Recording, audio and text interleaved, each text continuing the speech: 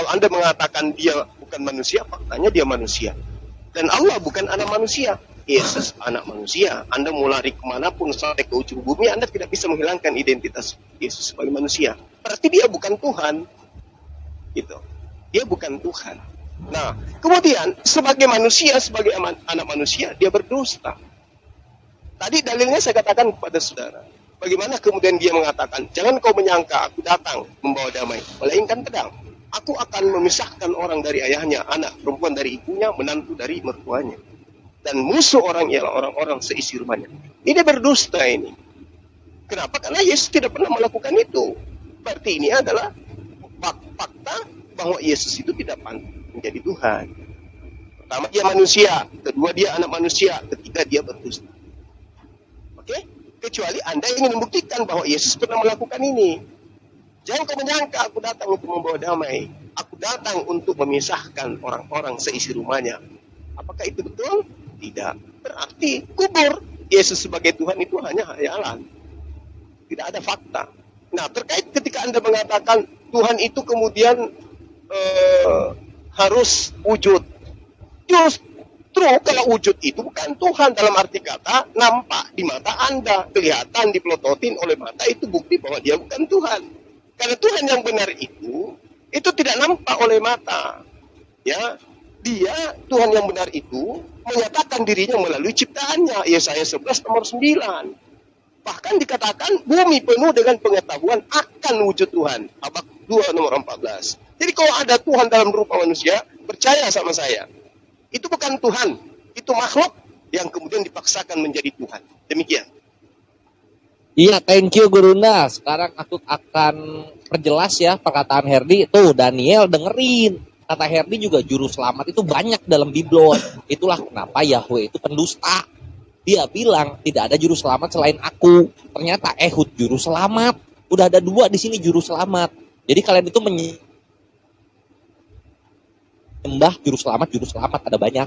Nah, sesuatu yang banyak itu adalah berhala di dalam Islam. Ini aku akan share screen. Lihat nih, perhatikan di sini. Al-A'raf 194. Kalian tuh nggak punya dalil yang seperti ini, my bre. Tunggu ya.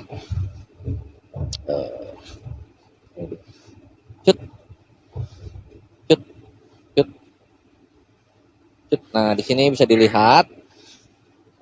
Sesungguhnya mereka berhala-berhala yang kamu seru selain Allah adalah makhluk yang serupa juga dengan kamu. Jadi mau Yahweh, mau Yesus itu sama seperti kamu. Bentuknya sama. Itulah kenapa kalau wujudnya kelihatan seperti yang dikatakan Gurunda itu adalah berhala. Berhala. Tuh. Islam tuh jelas mana Allah, mana berhala. Yang disembah selain Allah apa? Berhala. Tadi udah diakuin juru selamatnya banyak. Berhala itu. Masa Tuhannya banyak?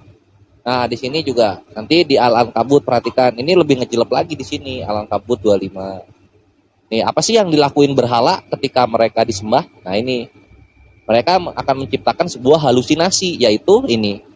Sesungguhnya berhala-berhala yang kamu sembah selain Allah hanya untuk menciptakan perasaan kasih. Biar selamat datang di kebenaran. Coba ajaran-ajarannya Yahweh sama Yesus apa? Kasih kan? Berhala itu. Itulah kenapa kasih itu bertentangan dengan hukum pidana di dunia, di mana hukum pidana ini membuat manusia-manusia untuk jera. Sama ini juga ya, satu lagi, Israel selamat dari bangsa Mesir, kenapa? Karena mereka najis menyembah Yesus dan juga menyembah roh atau menyembah firman. Mereka tidak mau menyembah Allah lain. Mereka tidak mau menyembah Allah lain. Itulah gak ada nama Yesus dan roh dan firman yang diibadahi di dalam biblosnya Yahudi. Itu bre. Coba ketika Yahudi ini menyembah apa namanya? Menyembah Yesus sama Israel. Itu bait sucinya hancur jadinya. Kan nggak selamat dia dari penjajahan Romawi. Kenapa? Karena ada Yesus datang. Ada Yesus datang itu.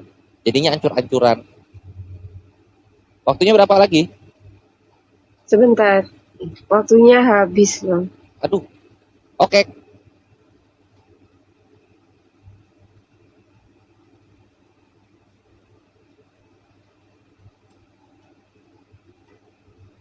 Waktunya habis, sekarang waktu 4 menit. Silahkan Bang Herdi dan juga Bang Daniel. Waktu 4 menit untuk membantah juga.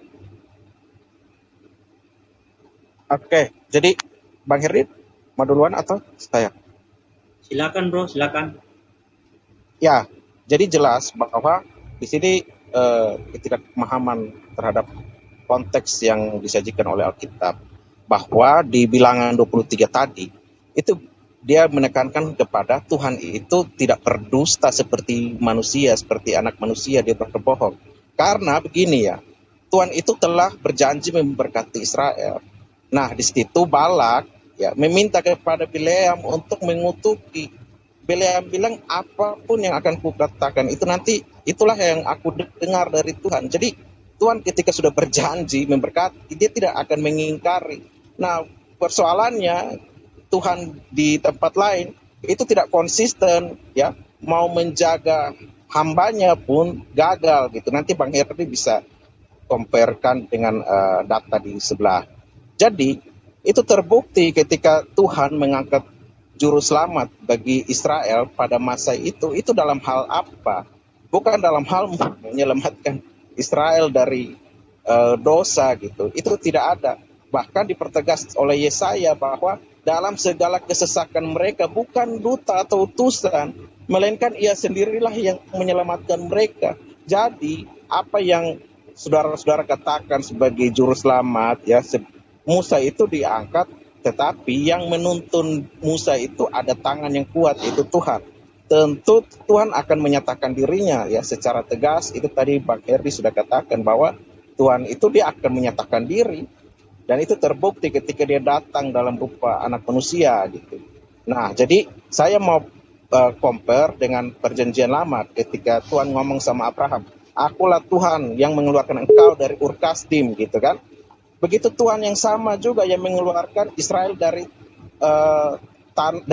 tanah Mesir, dari rumah perbudakan. Dan Tuhan yang sama, ini dengar baik-baik, yang mengeluarkan manusia dari perbudakan dosa. Ini 3 poin ini tidak dilanggar sedikit pun. Jadi Tuhan yang nggak benar itu, yang nggak mampu membuktikan eksistensinya, kuasanya, ya, penjagaannya, pemeliharaannya itu gagal itu sampai ada yang rontok giginya. Coba Bang Herdi silakan. Oke, sebenarnya kayak kalau kawan-kawan mau mempelajari Quran benar-benar ya, mau mentelusuri Quran dengan baik, kata Tuhan di dalam Quran itu merujuk kepada semua bentuk, hanya satu yang bukan bentuk, yaitu Allah. Jadi Allah tidak mengakui Isa sebagai Tuhan, Isa bentuk. Ya, Allah tidak mengakui rahib-rahib sebagai Tuhan di dalam surah 9 ayat 31. Rahib-rahib itu bentuk. Allah tidak mengakui Firaun itu sebagai Tuhan dalam surah 79 ayat 24. Itu Firaun bentuk. Allah tidak mengakui Maryam itu Tuhan. Maryam itu bentuk, ya. Sama juga Firaun, ya. Banyak. Jadi hal-hal yang dikantor oleh Allah Subhanahu wa taala di dalam Quran tentang Tuhan itu semua bentuk. Lalu Allah melarang seseorang jadi Tuhan, melarang bentuk itu jadi Tuhan, lalu dia nggak punya bentuk, kurang pas. Ya, jadi apa yang dilakukan kantor, yang dilakukan Allah tidak nyambung.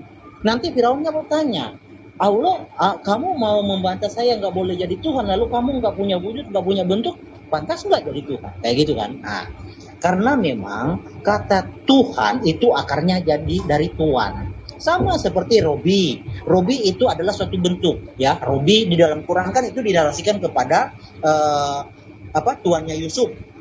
Ya, itu Robi, ya, juga dinarasikan kepada Allah. Karena itu bermakna bentuk.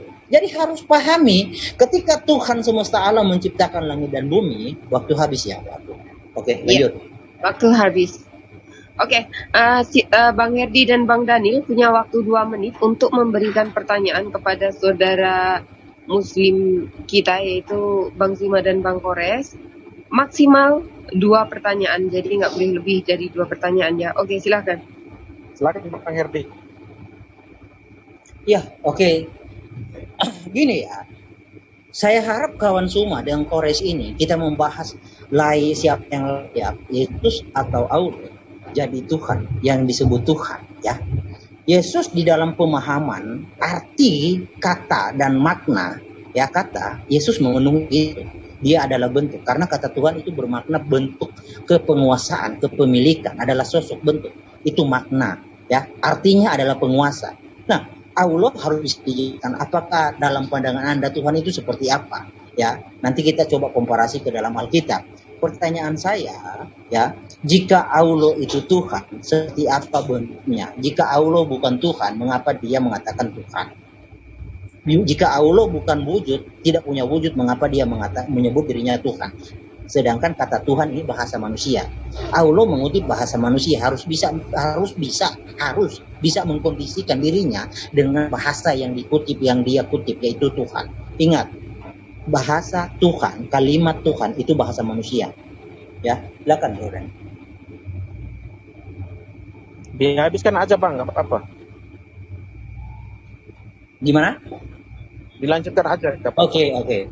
Jadi kita bahas dari arti dan makna dan kuasanya seperti apa. Nah, di dalam Alkitab, Tuhan semesta alam, ya, seperti yang sudah diulang tadi tipologinya, bahwa Tuhan itu mentipologikan kepada Musa sebagai juru selamat orang Israel dari perbudakan Mesir. Tuhan semesta alam sebagai juru selamat atas seluruh umat manusia dari perbudakan dosa, dari neraka. Tuhan semesta alam yang menyelamatkan. Ya, dalam bentuk wujud dia dengan darahnya tercurah, itu yang dimaksudkan dari dalam ayat tersebut.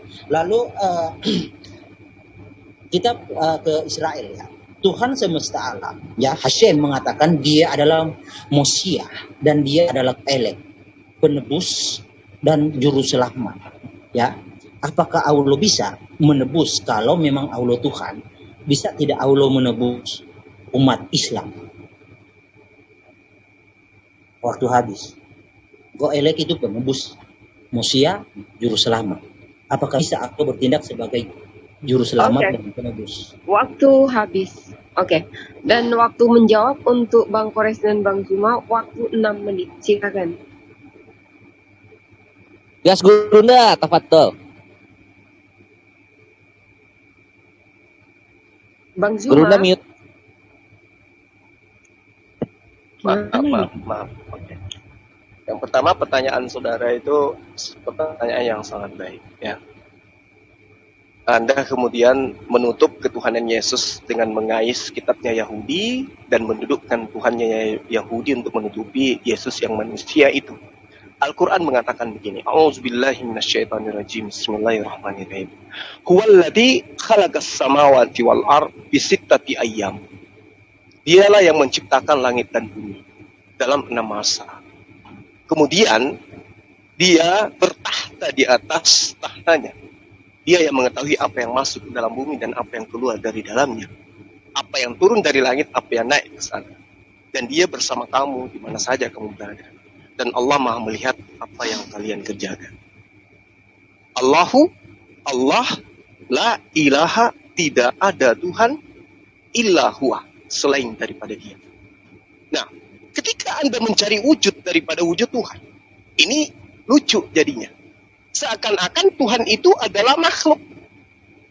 Sementara Yesus yang Anda tuhankan sendiri mengatakan, Tuhan itu tak nampak. Tidak ada Tuhan tidak ada manusia yang dapat melihat Tuhan.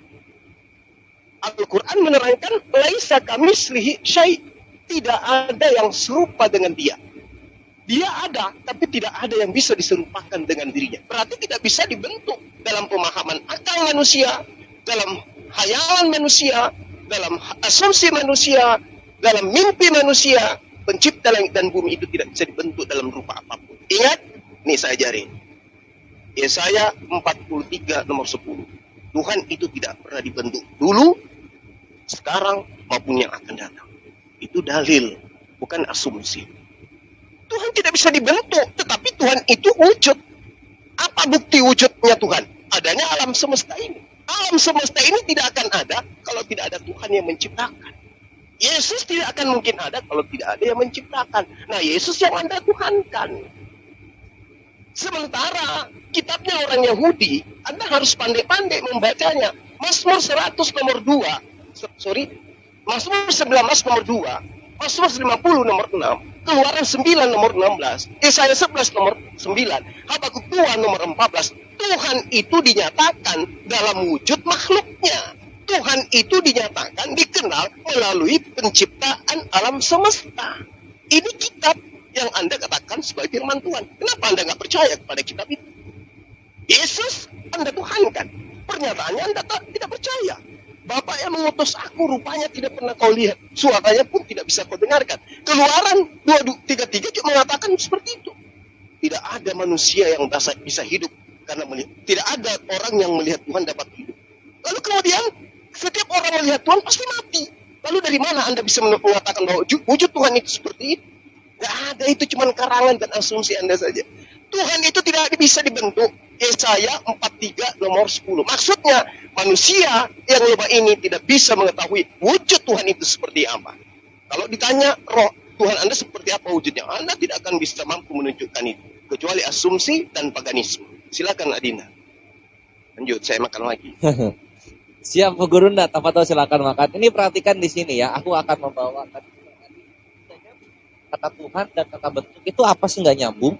Gak ngerti aku dia nyaut apa, mungkin karena ini ya pertanyaan dari Kores dan Gurunda itu terlalu mematikan gitu sehingga tidak bisa menjawab dengan dalil. Tadi dia akhirnya bawa dalil juga nggak nyambung semua, tidak bisa membantah Yahweh itu pendusta kan. Sekarang aku akan jawab sesuai dengan apa yang ditanyakan gitu soal bentuk. Nah ini perhatikan soal bentuk begitu.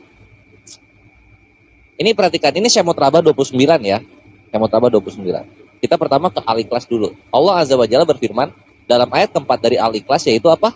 Walam yakulahu kufuwan ahad. Walam dan tidak ada yakulahu baginya kufuwan yang setara ahad. Satu, tidak ada baginya yang setara sesuatu pun atau yang menyamai gitu. Ini kalau misalnya kita lihat Al-Ikhlas secara penuh, qul huwallahu ahad, Allahu somad, walam yakulahu kufuwan ahad. Tidak ada sesuatu pun yang menyetarai dengan dia. Nah ini Al-Ikhlas ini tidak di ayat kedua ayat ketiganya tidak beranak dan tidak memperanakan. Perhatikan apa yang dilakukan oleh orang-orang Yahudi ketika Allah Azza wa Jalla memfirmankan ini kepada Al-Qur'an. Nah ini ada di Shemot ya, ada di Shemot di sini. Nah kalau kita lihat dari ayat ini Shemot 29 Shemot 29 nomor 5. Nah di sini kita terjemahkan ya. Terjemahan. Di sini dikatakan apa coba? Ini kita kunci dulu. Bentar yang di ini belum. Ibrani.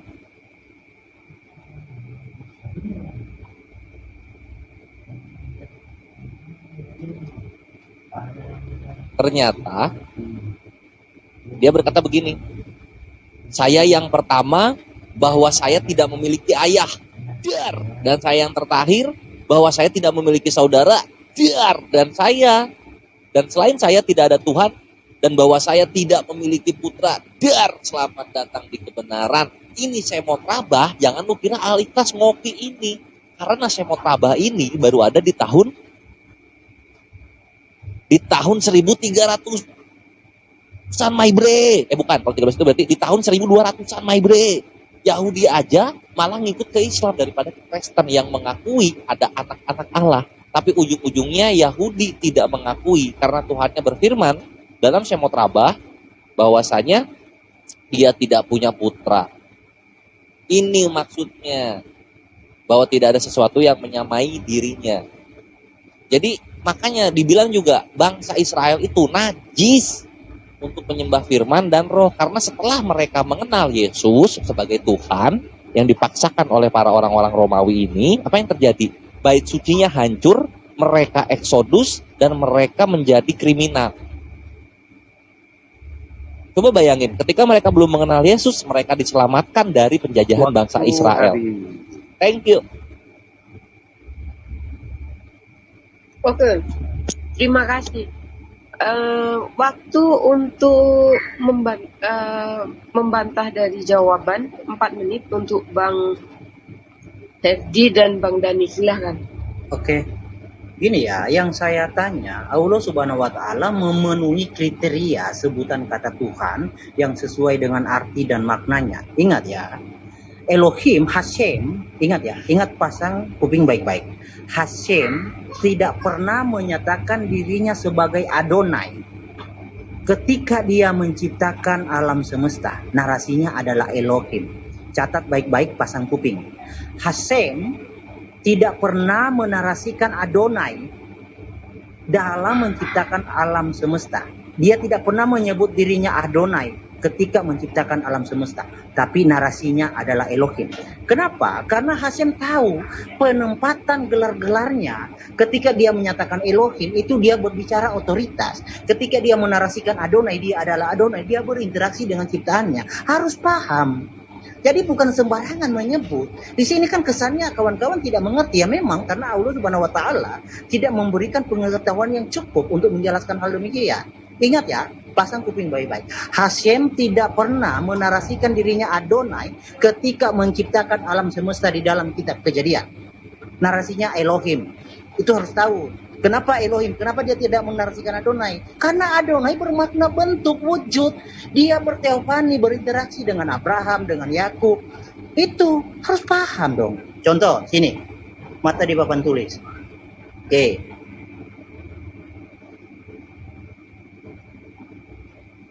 Yesaya 54 ayat 5 ya. Nih. Sebab yang menjadi suami ini bentuk, punya kepala, punya tangan, punya kaki, bentuk. Ialah dia yang menjadikan engkau Hashem. Semesta alam namanya, yang menjadi penebusmu.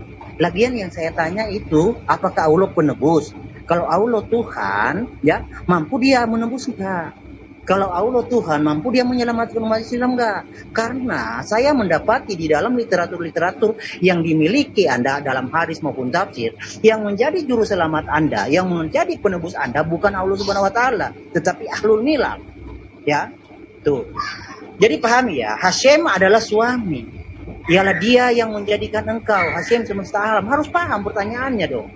Dan harus tahu dan mengerti penempatan gelar bagi Hashem, Adonai, dan Elohim, Eloah, Elaha itu harus tahu. Kalau tidak tahu ya sembarangan saja mengucapkan. Kayak gitu. Silakan Bro Daniel. Ya, jadi pertanyaan tadi memang tidak dijawab. Saya pikir memang tidak dijawab. Dan memang Bang Heri sampaikan itu betul sekali bahwa kalau kita berbicara Tuhan, ya, penguasa gitu ya, yang menguasa contoh Israel ya sebagai raja itu disebut Tuhan. Daud itu ada bentuk wujudnya. Nah, dia ketika datang sebagai raja, orang akan melihat dia. Jadi bukan ini roh-roh seperti apa gitu, karena orang juga bisa bilang ini Tuhan yang benar itu begini. Tidak begitu, orang harus melihat kemuliaannya, apa yang dilakukan, dikerjakan itu menggenapi nggak apa yang telah disampaikan para nabi.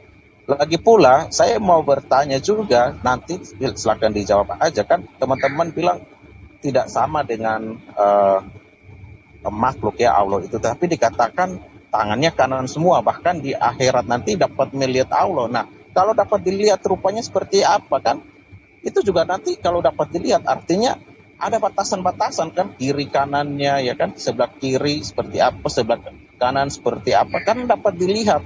Artinya ya mau dibilang apa gitu kan, kalau dapat dilihat berarti mirip apa gitu. Apakah nggak mirip sama manusia pada umumnya? Karena dikatakan tangannya kanan semua, ya bedalah dengan makhluk kan, karena tangannya kanan semua. Itu bisa saya terima, tetapi ternyata tetap ada wujud juga. Jadi saya pikir tolong diperhatikan baik-baik literaturnya sendiri gitu. Jangan sampai menyerang tapi kebobolan ya, tidak pandai menjaga gawang sendiri. Itu mungkin Bang. Waktu habis. Oke. Silakan Bang Suma dan Bang Kores untuk membantah, waktu 4 menit. Gurunda, masih makan ya Gurunda? Aku dulu deh. Oke, silakan deh. Oke, sebentar ya, tunggu aku mau share screen dulu supaya kita sama-sama belajar di sini ya. Pertama soal itu. Di sini.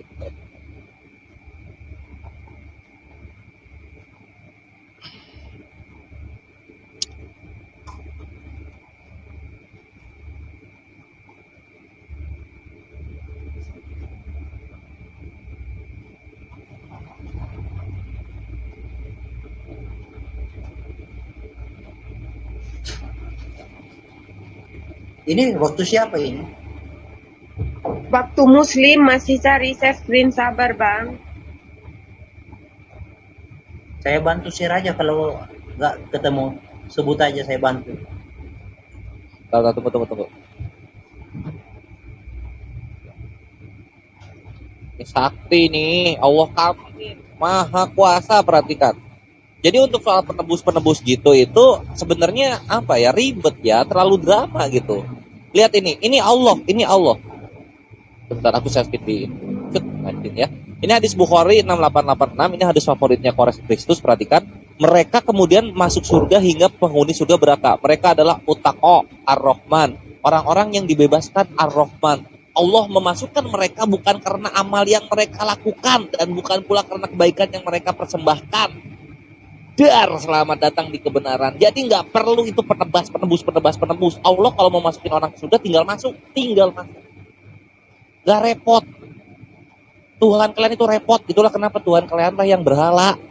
Penebus ngapain? Yang namanya Tuhan Maha Kuasa. Mau masukin orang ke surga tinggal masuk. Kelar perkara. Kan gitu. Itu jawabannya. Jadi kalau misalnya soal penebus, enggak. Itu hanyalah Tuhan yang Maha Drama. Allah kami Maha Kuasa, bukan Maha Drama. Itu jawabannya. Ya. Siapa tadi namanya? Daniel sama Herdi. Allah kami bukan Maha Drama, tapi Maha Kuasa. Jadi kalau mau masukin orang, langsung aja dengan kehendaknya. Gak perlu penebus. Itu diingat-ingat. Lalu kemudian soal apa lagi? Yahweh tidak pernah mengatakan dirinya Adonai. Karena Yahweh, walaupun dia merupakan juru selamat yang sama seperti Ehud dan juga orang-orang lainnya, tapi dia tahu bahwasanya Adonai kenapa tidak disebut? Karena Adonai adalah nama dari berhala yang lain. Perhatikan di sini. Ini adalah Peonisian. Ini jadi bangsa Peonik. Nah, nama Tuhannya apa? Adon. Dar, selamat datang di kebenaran. Lalu di sini Adon itu apa? Adon itu adalah young fertility god. Fertility itu kesuburan. Jadi artinya apa? Adon itu adalah dewa kesuburan, muda. Nah, gitu. Makanya nggak pernah menyebut dirinya berhala. Bahkan yang di Yesaya pun itu bukan Tuhannya yang ngomong itu, ya. Herdi, itu jawabannya, my brother. Selamat datang di kebenaran. Jangan terguncang. Terus apa lagi yang belum bahas ya? Oh iya, itu juga nggak dibahas tadi ya, soal aku tanggapannya. Ketika Israel mengenal Yesus, hidupnya jadi berantakan dan ancur-ancuran. Tapi sebelum mengenal Yesus, Israel diselamatkan dari bangsa Mesir. Itulah kenapa Israel sampai sekarang nggak mau menyembah Yesus, karena bikin sial. Thank you. Silakan Gurunda. Iya. Jadi di Islam itu tidak kenal penebus dosa. Ya, terkait kehidupan di atas muka bumi ini. Kenapa? Karena yang kami kenal itu adalah penghapus dosa. Allah Subhanahu wa taala mengutus khataman nabiyyin untuk menghapuskan dosa manusia yang mengikuti dia. Itu diterangkan dalam Al-Quran. Jadi kita nggak ada seperti di Pegadaian. Di Islam itu sangat-sangat adil. Kemudian ketika orang itu mengikuti baginda Rasul Muhammad SAW, berarti beliau, orang-orang ini harus mengikuti apa yang disyariatkan. Karena mereka mengikuti apa yang disyariatkan, maka kata Allah, wa yuzakkihim. Maka mereka disucikan. Kalau disucikan, berarti nggak ada lagi dosanya. Kan gitu. Al-Baqarah ayat 151 juga dikatakan begitu. Ayatina wa yuzakkikum, mensucikan kamu. Kalau disucikan berarti orang yang tadinya punya dosa dihilangkan dosanya. Itulah indahnya di Islam. Ya, lalu kemudian Al-Jumu'ah ayat 2 juga dikatakan ayatihi wa yuzakkihim, dan mereka mensucikan mereka. Makanya dikatakan qul in kuntum tuhibbunallaha fattabi'uni yuhibbukumullahu wa yaghfir lakum dzunubakum wallahu ghafurur rahim. Kalau Anda ingin selamat, ikutilah aku. Karena dengan mengikuti baginda Rasul Muhammad SAW, amalan-amalan yang dilakukan kemudian itu menjadi penghapus dosa. Tidak seperti kalian yang melakukan dosa, orang lain yang harus dipenjara. Itu ajaran apa itu?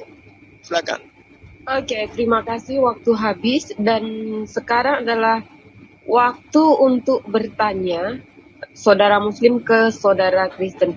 Jadi maksimal 2 pertanyaan. Silakan Bang Zuma dan Bang Kores. Iya. Ini temanya kan siapa yang lebih pantas disebut Tuhan? Allah Subhanahu wa taala yang memang betul Tuhan atau Yesus yang hanya dilantik menjadi Tuhan? Kan itu. Ya. Nah, sekarang saya ingin bertanya kepada saudara. Dari sisi mana Yesus ini pantas dianggap Tuhan?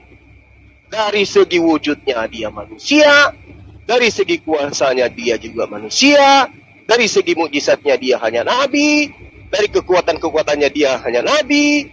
Lalu apa lagi? Apa yang pantas didudukkan kepada Yesus sehingga dia pantas itu dianggap Tuhan? Karena dia wujud. Yang lain juga manusia lain juga wujud.